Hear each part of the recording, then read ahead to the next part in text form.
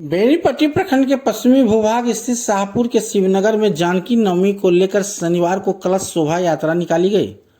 कलश शोभा यात्रा पूजा स्थल से निकलकर 251 कन्याएं गांडेश्वर स्थान से पवित्र जल भरकर गांव के ब्रह्म स्थान होते हुए भगवती स्थान और बजरंगबली मंदिर होते हुए पुनः पूजा स्थल पर पहुंच कलश शोभा यात्रा को संपन्न किया। इससे पूर्व पंडितों के द्वारा वैदिक मंत्रोच्चार कर कलश शोभा यात्रा की शुरुआत की गई।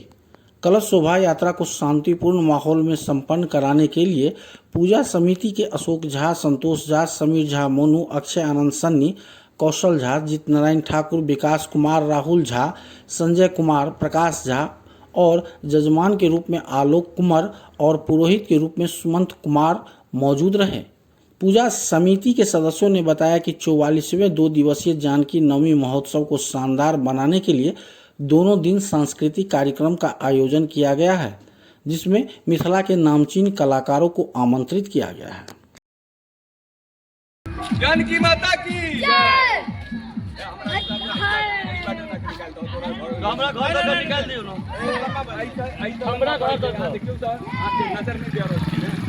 अब ओइटा सीधे वो ब्रह्म लेकिन डीजे नहीं जातो इधर का हैं डीजे नहीं जातो। हां डीजे वाला के बाटे के भेज दियो। छोड़ दियो ना, तना वही रास्ता से चलो ना, सीधा जो जानकी माता की जय।